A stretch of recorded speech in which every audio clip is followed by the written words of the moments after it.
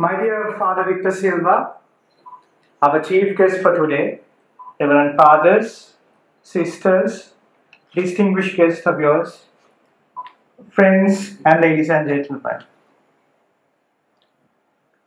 It's 7:40 p.m.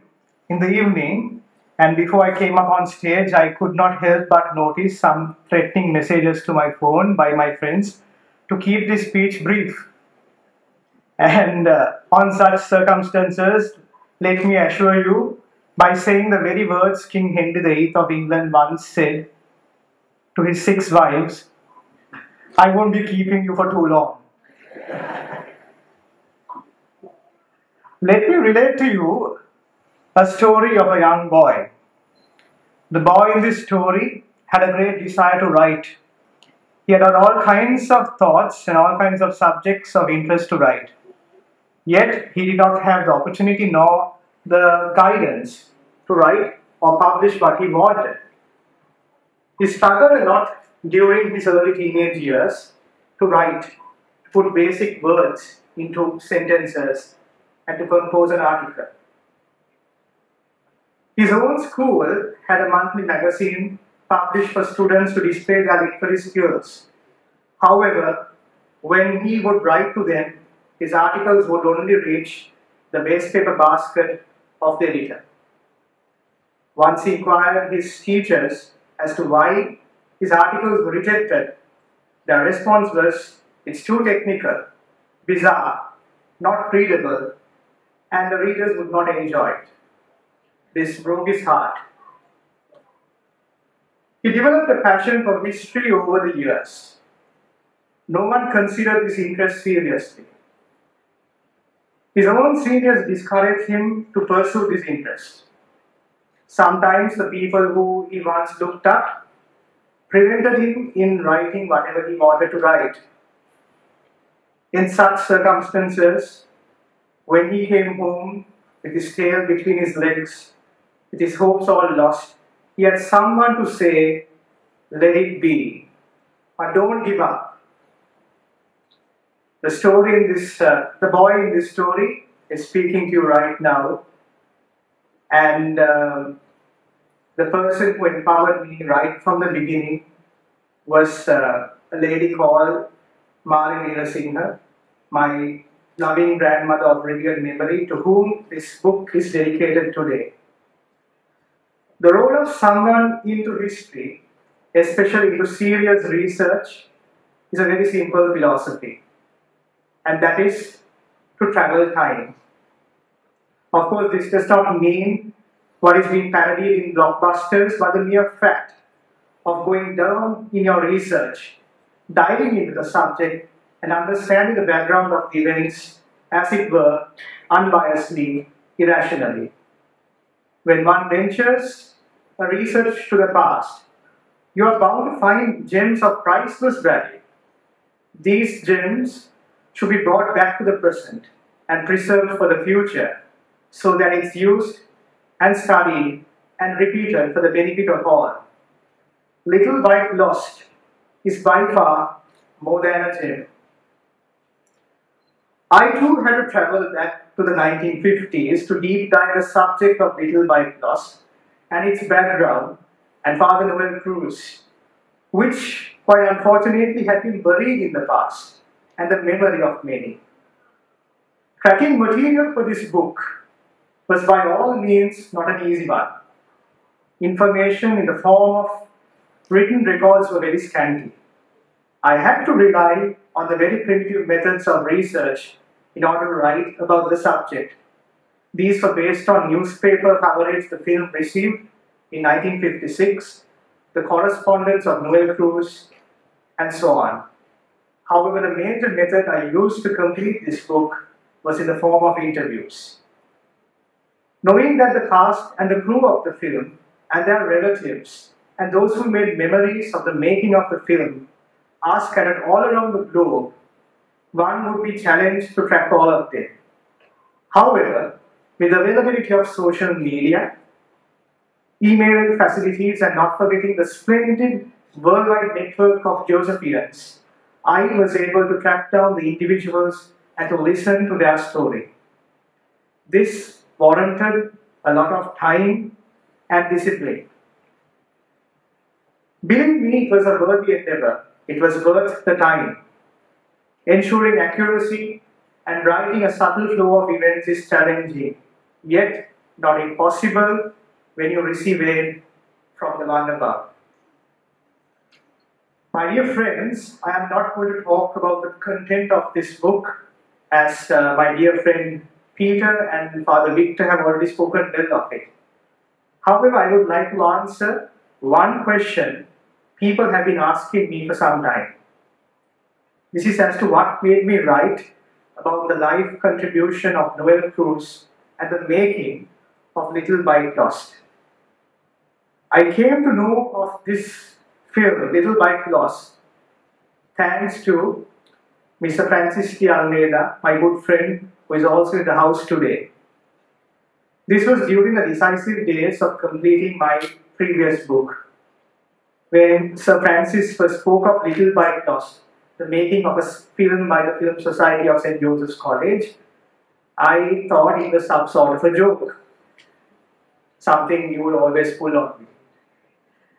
But when I inquired Noel's nephew, Robert, I realized Francis was not joking, and quite fortunately the film had survived after 66 years. I received a rather poor quality version of this film back in 2021, and those of you who attended my first launch would remember I showed about 5 minutes of the film, and the response was phenomenal. Many asked me to write why this film came into take, why this film was made, who was involved in it, and what was the story behind it. And I remember at that time, the Auxiliary Bishop of Colombo, Bishop Anton Ranjit, our good friend, wanted me to write an article about it. But with my interest and curious mind for research being quite contagious, this article would quickly transform into a book, and it will be Noel Crusz's Little Bite Lost, the story of Sri Lanka's first schoolboy film. What I really saw in Little Bite Lost was not only its artistic quality, but the mere fact that Noel Crusz, himself an amateur, and a team of young boys and girls who had no training in whatever they were doing in this film, making a full-length feature film in 1956. They, unlike us, did not have the perks of technology. The film was done manually, by hand, toiling countless of hours. The boys and the girls had a concept in their mind.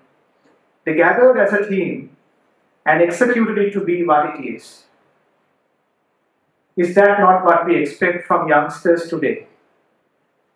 I truly wonder whether Noel Crusz or the boys of that time ever wondered whether the film will be ever rescreened 66 years later in 2022, or the fact that it could be, a book would be written about it. However, the message I would like to leave with you, my dear friends, especially those above in the young age, is to be creative.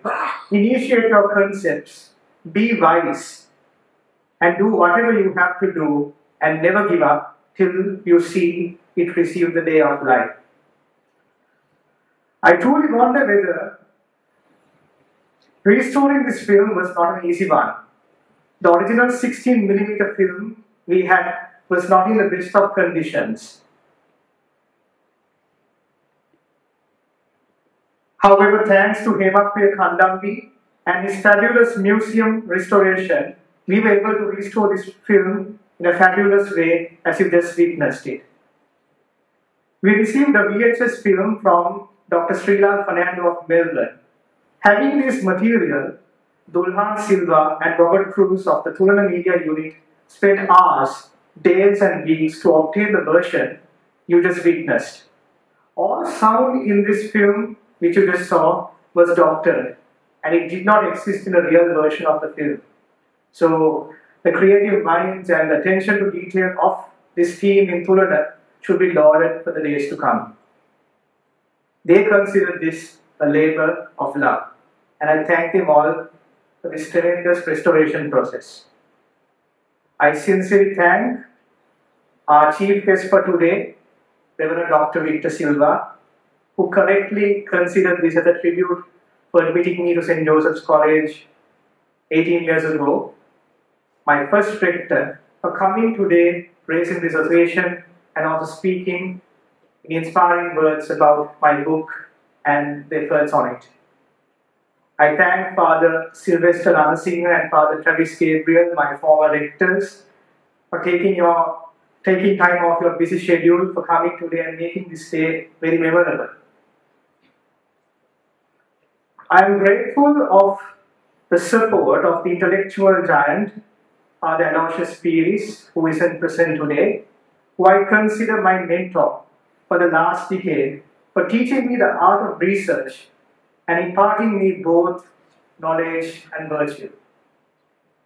We have two of Father Noel Crusz's brothers with us today, having the presence of the award-winning puppeteer Colombo and Axel Crusz and the pioneer bridal photographer Jerome Crusz is a great privilege to all of us.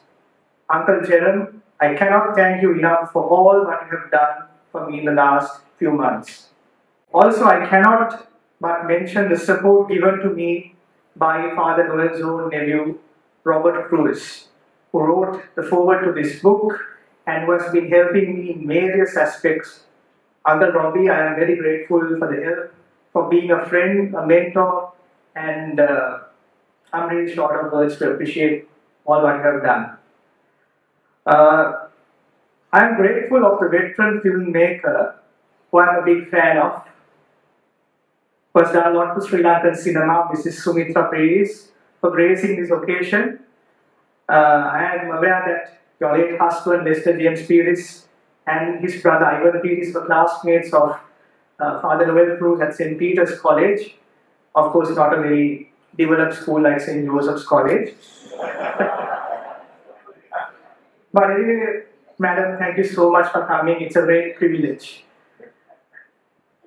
I really want to thank Mr. Peter de Almeida, who was with us a few moments ago, for the inspiring words he gave and for bringing the gist of this book and the meaning of this film, Little White Cross. And Dilip Singh, thank you so much. I really appreciate it. I did not expect you to speak so much of me. I don't know how much I owe you after this talk, but we'll talk about it one-to-one. Thank you so much.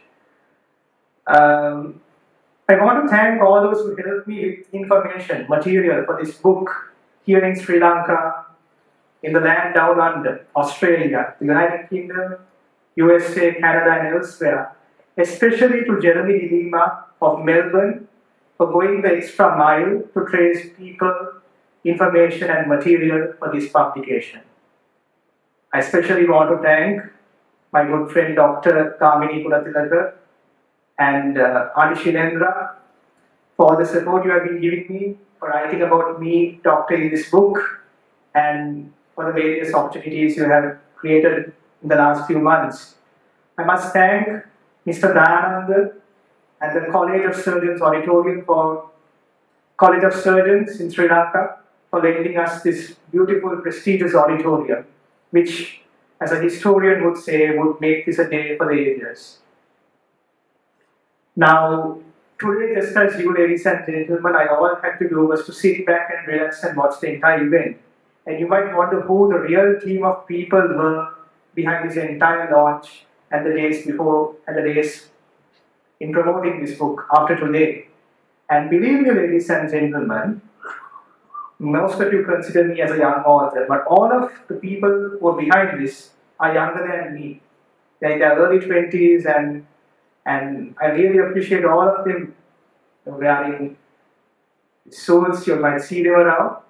And especially thank Avishka Senewiratne and Akira De Silva, the event coordinators, our compeers for the evening, Ashanti Alvis and Janice Di Costa, and especially Princeton Piris and the past Josephian choir for the beautiful performance of Berlin Union and Let It Be. I'm sure the audience, as well as all of you, enjoyed this beautiful performance. And also, I must thank my friends, Chamat for helping us with media, Athraja for sales, Naveen, Avishka, and my cousin Chamit for all their support today. When you are down and weary, those who stay with you matters the most. And I've never felt that feeling much better than with the great parents I have been gifted. Of course, even if I find a bicycle or lose a bicycle, for them I will always be their little boy who lost his mind. My parents recently celebrated 25 years of amazing life together, and my siblings and I did not have to look too far for inspiration. And I thank you both for everything the last so many years. I must thank my two sisters, Punchi and Mama, my relatives here and overseas, for giving all what you can for this beautiful day and throughout the last so many years. I also must thank you, ladies and gentlemen, for taking your valuable time off to attend this launch and to participate. And I must say, you really made my day, and I will be always remembering you all in my prayers, in my wishes. And I really thank you for coming, despite all the issues faced in the country. And I'm really short of words to thank you. I also must thank my colleagues at St. Joseph's, at office, the 3W group, also from Ratmalana and elsewhere for attending this very memorable day. The days leading to this launch were not easy, but when you have the right people for you, things get easier. And I would especially like to dedicate this part of this evening to my dear friend, Francisca Nicole, for being with me in the most decisive days. I thank you very much and have a pleasant evening.